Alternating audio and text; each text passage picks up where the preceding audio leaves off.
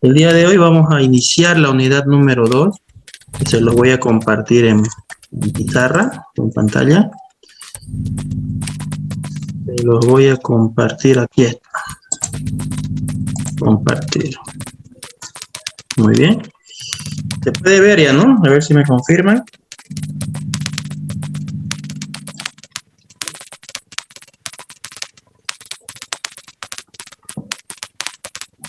¿Sí me pueden confirmar si es que se ve?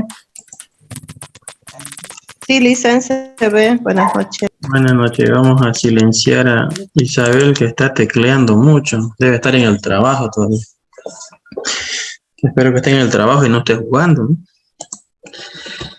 Bien, vamos a iniciar entonces con la unidad número 2. Bien, se denomina sociedades comerciales o sociedades mercantiles también, ¿no? Son sinónimos que tenemos para esta unidad. Vamos a iniciar. Esta es la segunda unidad. También es teórica en un porcentaje de un 70%, podemos decir, y el restante es práctico, ¿ya? Vamos a iniciar con un poco de teoría, luego en la segunda parte vamos a ver lo que dice la ley en cuanto a las sociedades comerciales y a su forma de constitución. Ya vamos a hacer un avance de la teoría junto con la práctica, ¿ya? Lo que dice la ley en cuanto a las sociedades comerciales, y en función a eso vamos a hacer la contabilidad que se debe hacer para cada tipo de sociedad comercial. Vamos a iniciar entonces con nuestra unidad, ¿ya? Vamos a hablar después, para los que tal vez quieran preguntar a media clase, ¿no? Vamos a hablar sobre el examen que tenemos pendiente, ¿ya? Para eso esperemos que todos ingresen y lo detallamos. Ya está definido, solamente que vamos a hacer unas cuantas preguntas y ajustar un poco los temas, ¿ya? Empecemos entonces con la unidad número 2. Vamos a pedir, como siempre, que participen ustedes, ¿no? Por ejemplo, empezamos con Carla Mónica Flores. Por favor, ayúdenos. ¿Está presente? Sí, listen un ratito, por favor, ahorita ya. Ahorita leo, por favor. Muy bien. Perfecto, eso es lo que tiene que leer entonces, ya se lo puse en la pantalla.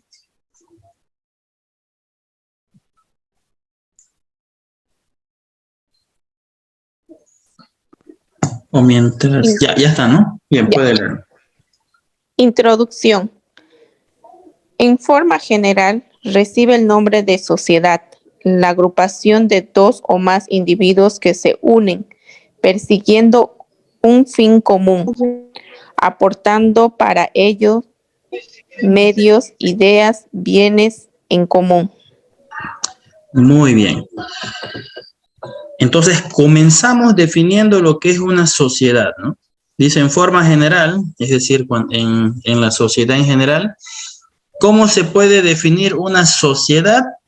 Es la agrupación de dos o más individuos, ¿no? Basta con que dos personas se agrupen o se unan para que se lo considere una sociedad.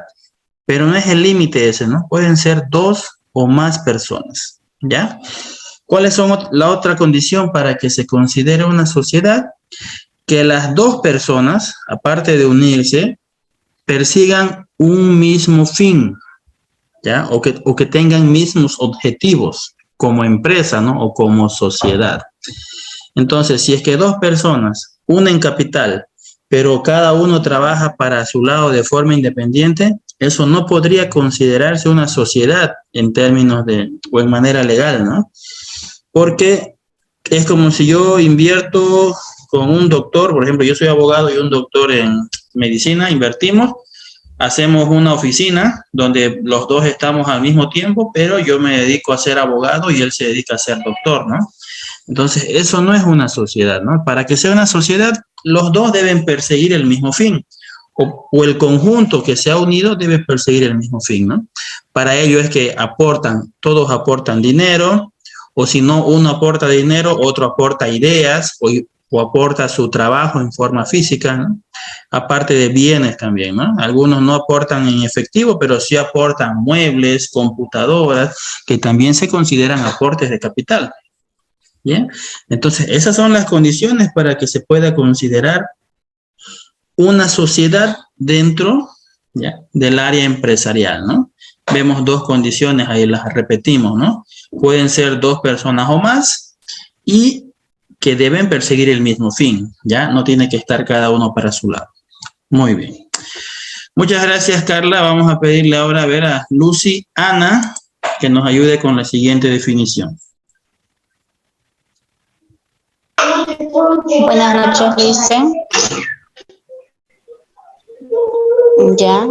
Sí, La lea. sociedad es un grupo de seres que viven en una manera organizada. La palabra proviene del latín societas, que significa asociación amistosa con los demás.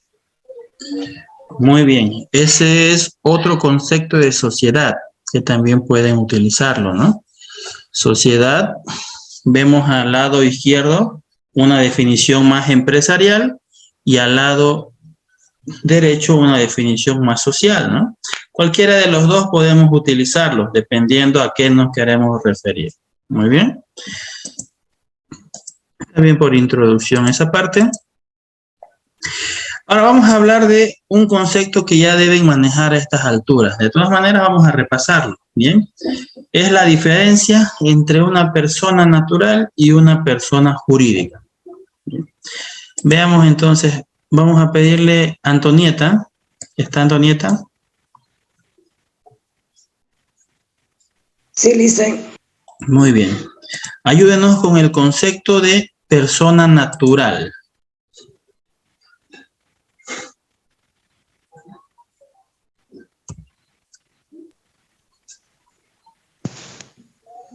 Diferencia entre persona natural y personas jurídicas. Persona natural, persona física o persona natural es un concepto jurídico. Es todo miembro de la especie humana susceptible de adquirir derechos y contraer obligaciones. Se puede hacer referencia a estas como personas de existencia visible, de existencia real, física o natural. Bien, muchas gracias, Antonieta. Entonces, el concepto de persona natural es un concepto simple, ¿ya? Que no tiene mucha ciencia. ¿Quién es una persona natural? Nos dice que, para empezar, es una persona física, ¿ya? Cuando nos referimos a una persona física, estamos refiriéndonos a cada uno de nosotros. Todos nosotros, como persona natural, ya somos una persona física y como ser viviente somos una persona natural. Cuando nosotros hablemos, no solo nosotros, ¿no? Cuando se hable de manera legal, de manera jurídica, de manera impositiva de una persona natural, se están refiriendo a un ser viviente, a un individuo, ¿ya? Que existe en la sociedad. Ahora, ¿por qué se utiliza el término de persona natural? Porque dice que esta persona natural es cada uno de los individuos que viven en la sociedad que son susceptibles a adquirir derechos y contraer obligaciones. Entonces, nosotros como personas naturales tenemos el derecho y la obligación de acatar todas las normas que están impuestas en la sociedad, siempre y cuando nosotros queramos pertenecer a ellas, ¿no? ¿A qué me refiero? A que si yo quiero ser un empresario, tengo que someterme a las normas que rigen para todo empresario, ¿no? Y si yo como persona natural me arriesgo, invierto, creo una pequeña empresa, empiezo a hacer comercio, estoy susceptible a adquirir todas esas obligaciones, ¿no? Como el pago de impuestos, la facturación, el llevar registros contables, manejar al personal de manera adecuada, es decir, inscribirlos a las AFPs, a la Caja Nacional. ¿Entienden? Todas esas obligaciones yo las adquiero como persona natural, ¿ya? Y también adquiero derechos, ¿no? Derecho a un trabajo libre, derecho a la seguridad jurídica para un rubro, es decir, que hay leyes que amparan a los rubros, ¿no? Como hoy día, por ejemplo, hubo una marcha con bloqueo de todos los comerciantes, los gremiales, ¿no? ¿Por qué marchan ellos? Ellos son personas naturales que están acoplados a un gremio y como personas naturales también adquieren derechos, ¿no? Al ser gremiales o al ser comerciantes tienen un derecho, tienen normas que los amparan y ellos estaban reclamando que sus normas no están siendo respetadas, ¿no? Es decir, que tienen que eliminar a los ambulantes. Obviamente ellos se rigen bajo ciertas normas, como por ejemplo tienen que estar dentro de un puesto, no pueden salir a la acera, tienen que pagar alquiler, tienen que pagar personal, tienen muchos gastos, ¿no? Y no pueden competir con personas que venden en la calle y más barato, ¿no? Porque les quitan el mercado. Entonces, ese es un ejemplo de una persona natural que adquiere obligaciones, pero también adquiere derechos. ¿Qué hago? Si yo, como persona natural, no quiero meterme en ese problema de adquirir obligaciones, ¿qué es lo que puedo hacer? Pues simplemente no ingreso a ningún rubro, ¿no? Es decir, si yo no me meto ni como micrero, ni como sindicalista, ni como empresario, ¿ya? Es decir, no hago nada, no me meto a ningún rubro, entonces no estoy adquiriendo ninguna obligación, ¿no? Me puedo quedar como un dependiente, por ejemplo, como una persona que trabaje para una empresa, ellos son los dependientes, ¿no? Entonces me quedo como dependiente, sigo siendo una persona natural, pero que no contraigo obligaciones, ¿no? Bien, se entiende el concepto de persona natural entonces, ¿no? Son todas las personas que existen físicamente, pero esta aclaración hay que hacerla, ¿no? Es de la especie humana. No es que todo ser viviente es una persona natural, ¿no? Los perros, las plantas, ¿no? Sino que de la especie humana. Bien. Luego aquí tenemos un pequeño concepto que dice persona natural es una persona humana que ejerce derechos y cumple obligaciones, y esta palabra, ¿no? A título personal. Es decir, toma sus derechos y sus obligaciones, pero que a él le corresponden, ¿no? Yo no puedo tomar los derechos de mi esposa, por ejemplo, ustedes no pueden tomar de sus hijos, de sus hermanos, ¿no? Si su padre, ustedes tienen padre o madre que tiene un NID, por ejemplo, no pueden hacerse cargo de sus obligaciones, ¿no? De las obligaciones de sus padres, porque todo esto que adquirimos es a título personal. Si ustedes algún día intentan jugar al empresario, ya abrir un negocio donde el requisito indispensable es el NID, no pueden ir después y tratar de escudarse detrás de papá y mamá, ¿no? Entonces, las obligaciones, si ustedes son mayores a 18 años, ya la adquieren, ¿no? Para ustedes mismos a título personal.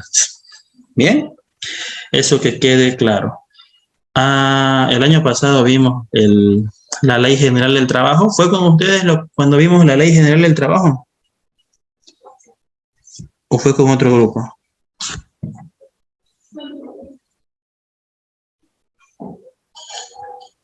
Con otro grupo, Licen, buenas noches. Con mi grupo fue, Licen, pero ya no hay más que unos cuantos.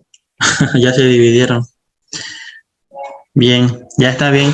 Ahí solo para recordarles nomás, ¿no? Que lo que nos dice la ley es que aún quedan bajo la tutela de sus padres hasta los 21 años, ¿no? En cuanto a trabajo se refiere, ¿no? No es que ellos no es que todavía estén bajo la tutela en todos los aspectos, ¿no? Sino en cuanto a trabajo. Si es que ustedes van a trabajar en un sector, sus padres pueden bloquearle el ingreso a ese trabajo, ¿no? Porque hasta los 21 años ellos todavía pueden decidir, es lo que la ley dice, ¿no? Pero eso es en cuanto a trabajo, solamente quería hacer esa diferenciación, ¿no? En cuanto a obligaciones, una vez ustedes son mayores de edad, ya toman o ya pueden ustedes adquirir obligaciones a título personal, ¿ya? Solamente esa aclaración les quería hacer. Bien. Ahora veamos lo que es una persona jurídica. Ya que estamos haciendo leer uno por uno, vamos a pedirle a María Elena Lenis, si está presente. Sí, Licen. Por favor, ayúdenos con eso. Persona jurídica. Persona jurídica o persona moral es un individuo con derechos y obligaciones que existe, pero no como persona física, sino como institución que es creada por una o más personas físicas para cumplir un objetivo social que puede ser con o sin fines de lucro. Una persona jurídica es un concepto jurídico que se refiere a una unidad con una serie de derechos y obligaciones. Muy bien. Perfecto. La definición de persona jurídica, entonces, ¿no? Viene a ser, dice, una persona jurídica, a diferencia de una persona natural, es una persona que no existe de manera física, ¿no? Se considera un ente. ¿Se acuerdan cuando veíamos los principios contables? Teníamos el principio de ente, ¿no? Entonces, un ente es una persona jurídica. O podemos decir también que una persona jurídica es un ente. ¿Ya? ¿Cómo es la definición de ente? El ente viene a ser una unidad o viene a ser una institución creada por un grupo de personas. ¿Ya? Como por ejemplo, las empresas que están trabajando en nuestro medio social, ¿no? Tenemos a Entel, tenemos YPFB, tenemos, a ver, vamos a lo más comunes, Pollos Kiki, Pollos Copacabana, bueno, diferentes rubros, ¿no? Dentro de las salteñas y gualateñas, tenemos los castores. Todos ellos son personas jurídicas. ¿Por qué se las considera personas jurídicas? Porque si bien no existen de manera física, es decir, ustedes no pueden ir a hablar con Pollos Kiki, por más que haya una página que diga Tío Kiki, ¿no? Ese Tío Kiki no existe, es una persona jurídica creada para que como ente pueda asumir todas las obligaciones y todos los derechos que asume una persona natural. ¿Bien? ¿Se entiende, no? Como organización o como sociedad se crea una persona jurídica para que esa persona jurídica que es ficticia, que no existe, pueda asumir los derechos y obligaciones que asume una persona natural. ¿Bien? Entonces, ese es el concepto de persona jurídica, ¿no? Aquí abajo nos lo aclara un poquito más. La persona jurídica es un concepto jurídico. Bien, es una idea jurídica, un concepto que nació de ámbito legal para que esas personas o para que esas empresas no o tengan un encaje, no puedan encajar dentro de las normas de una sociedad. Bien. ¿Qué más nos dice acá? Que se refiere a una unidad con una serie de derechos y obligaciones. Muy bien. Entonces, creándose la persona jurídica, las empresas ya pueden funcionar de manera igual que una empresa unipersonal, ¿no? Cuando yo tengo una empresa unipersonal, ¿cuál es la característica principal? Que el dueño es el principal representante legal de esa empresa unipersonal, ¿no? Si ustedes crean una empresa unipersonal, pues ustedes son los representantes, porque es unipersonal, una sola persona. Es decir, que cuando haya problemas con impuestos nacionales, ¿a quién le van a caer? Pues al dueño, ¿no? Porque es unipersonal. Entonces, si en el caso de las empresas jurídicas o de las personas jurídicas, perdón, o de las empresas societarias, donde se agrupan varias personas, si es que en algún momento hubiese algún problema con bancos, algún problema con impuestos, algún problema con deudas, con proveedores, ¿no? Y se trata de una empresa social, existía ese vacío, ¿no? Como es una sociedad, hay muchos que podrían decir, yo no sabía cómo funcionaba, en la sociedad somos 30, por ejemplo, ¿no? De los 30 solo trabajan 10, los otros 20 solo nos dan dividendos, ganancias. ¿Ya? Como existía ese vacío, ante los problemas no sabríamos a quién cobrar, además de que muchas veces no se conoce a los dueños de una sociedad, ¿no? Si son 30 los dueños, muy difícil es conocer a todos, ¿no?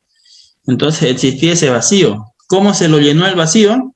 Se creó el concepto de persona jurídica y al existir una persona jurídica, se coloca delante de la empresa a un representante legal que represente a todos los socios.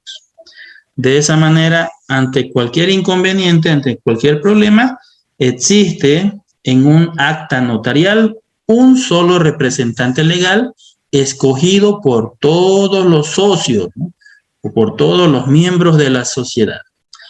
Bien, de esa manera se llenó ese vacío que existía para las personas jurídicas, ¿no? Entonces, ¿qué pasaba cuando yo tenía algún problema, por ejemplo, con Entel, ¿no? Entel es una empresa muy grande, se dice que es estatal, ¿no? Pero en realidad es capital mixto, es gran parte del Estado, sí, de todos nosotros, pero también hay capital privado, ya no es 100% estatal. Entonces, si yo en algún momento quisiese demandar a Entel, vamos a suponer que ustedes son trabajadores de Entel y que Entel ya van más de 6 meses que no les paga, ustedes quisieran demandar a Entel, ¿no? Entel, ustedes dicen una empresa estatal. Si es estatal, la empresa es de todos, ¿no? Es decir, de cada uno de nosotros, de los bolivianos, incluso de la persona que también va a demandar. Entonces, ¿a quién demando realmente, no? Al presidente de Bolivia, al gobernador, ¿no? Como es estatal, es un poco más complicado, ¿no? Entonces, para que ese problema no exista, se creó la figura de persona jurídica con su representante legal, ¿no? Si bien yo no puedo tocar a Entel, es decir, no lo puedo palpar físicamente porque Entel no existe, tengo un representante legal al cual yo puedo demandar si fuese el caso, ¿no? O con el cual puedo negociar si se da la situación, hablar, conversar. Es una persona natural que representa a una persona física, a una persona jurídica, perdón. Bien, ¿se entiende el concepto, no? De persona jurídica y persona natural. Que esto es muy importante de aquí para adelante que lo manejen bien, ¿ya? ¿Por qué? Nosotros estamos enfocándonos en este inciso B, en las personas jurídicas, ¿no?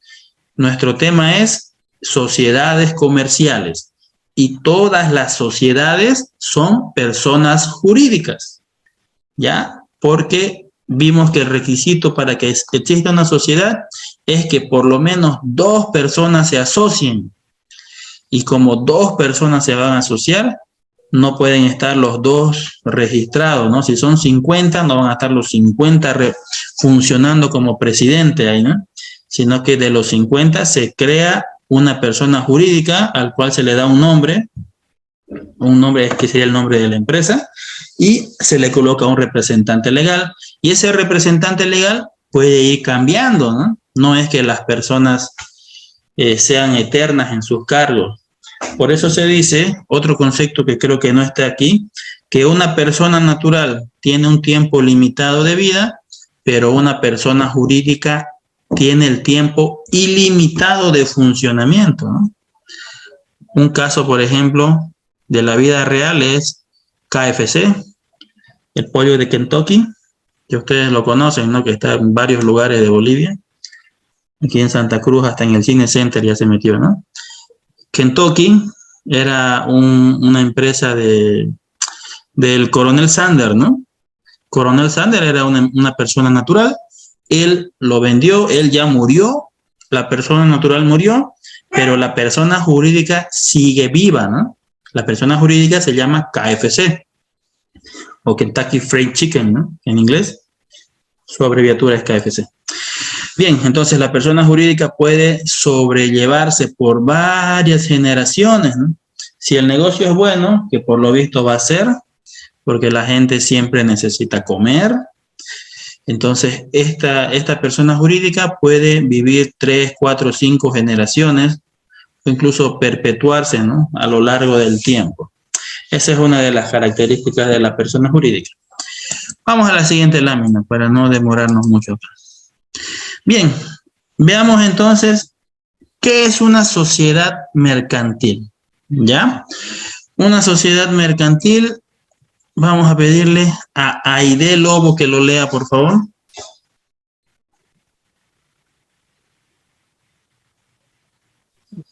Buenas noches. Sociedad mercantil. Unión voluntaria de dos o más personas que aportan sus ideas, bienes o recursos y actividades para formar una empresa, ya sea comercial, industrial o de servicio, participando cada uno de sus integrantes en un grado proporcional en la administración y las utilidades o pérdidas que se obtengan de su explotación. Todo lo anterior basado en un convenio escrito registrado ante la ley. Muy bien, muchas gracias, Aide. Veamos entonces algunos puntos muy importantes de lo que es una sociedad, ¿no? El concepto de sociedad, ya lo hemos repetido, pero podemos volver a decirlo, es la unión, y esta palabrita muy importante, ¿no? Unión voluntaria. Para que se dé una sociedad, todos deben estar de acuerdo. Bien, no es como los matrimonios a la fuerza que existían antes, ¿no? Donde los tenían que perseguir con escopeta. Ya, eso era en la antigüedad. Ahora en la actualidad las sociedades son voluntarias. Entonces volvemos a repetir esto, de dos o más personas, ¿no? Estas dos o más personas no solamente aportan capital. Si es que son, vamos a suponer, si es que son puros profesionales, posiblemente todos aporten capital, ¿no? De manera igual, o van a ser dueños de la empresa en función al dinero que aporten. Pero no solamente funciona así, ¿no? Muchas veces nosotros somos el del dinero, pero hay otras personas que sí son, pueden ser buenos en su trabajo, ¿no? En esos casos, uno aporta dinero, otro aporta ideas, otro aporta trabajo físico, o si no, se pone a trabajar más que los demás para nivelar un poco esa diferencia en cuanto al capital, ¿no? Entonces, no solamente se aportan ideas, otro puede aportar su auto, ¿no? Necesitamos repartir mercadería, entonces yo puedo ser socio con mi auto, pongo mi camioneta a disposición para que se reparta. Entonces, no solamente es dinero, también son bienes, recursos, ¿bien? Entonces, la idea es que todos los socios que ingresen a una sociedad tienen que aportar algo. No existe uno que no aporte nada, ¿no? Que no aporte ni dinero ni trabajo y no haga nada. Eso sería un poco ilógico, digamos. Esas personas no serían aceptadas en una sociedad. Muy bien, ¿qué más vemos aquí de interesante? Las sociedades o las empresas que se conforman pueden funcionar en diferentes rubros, en el comercial, en el industrial, en el de servicios, ¿no? A lo que es muy importante, igual que tienen que conocer ustedes de las sociedades mercantiles, es que todo lo que se graba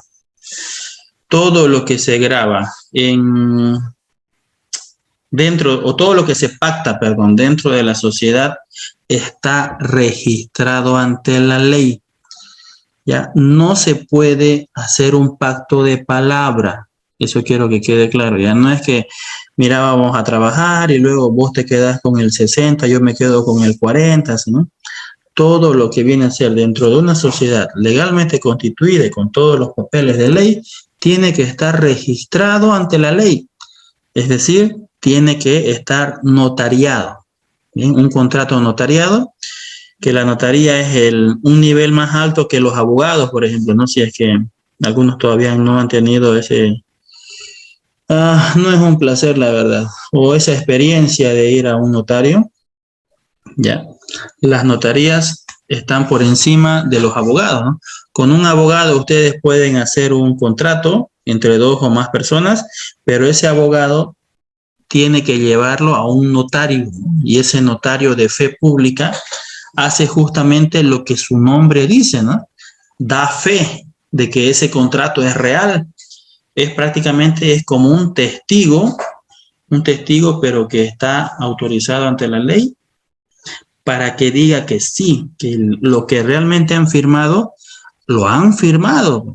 No van a poder salir ya después con excusas de que ese día yo estaba borracho y firmé sin querer, o si no, esa no es mi firma, seguramente la falsificaron, dicen, ¿no?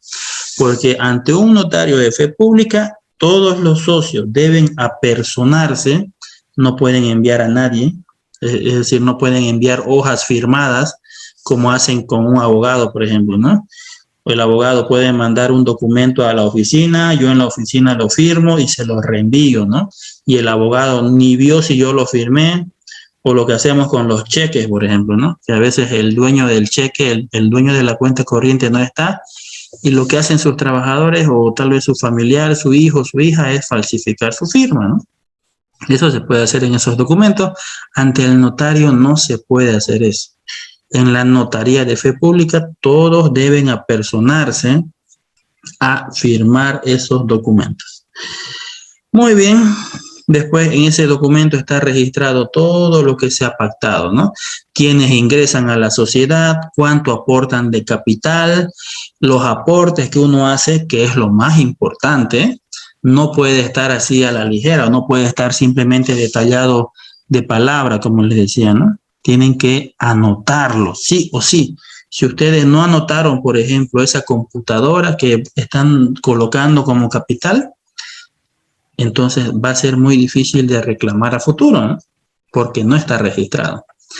Muy bien. Y también se van a registrar ahí cómo se van a dividir las utilidades o pérdidas, ¿no? Que van a tener. Entonces, cuando se establece un porcentaje de participación, ¿no?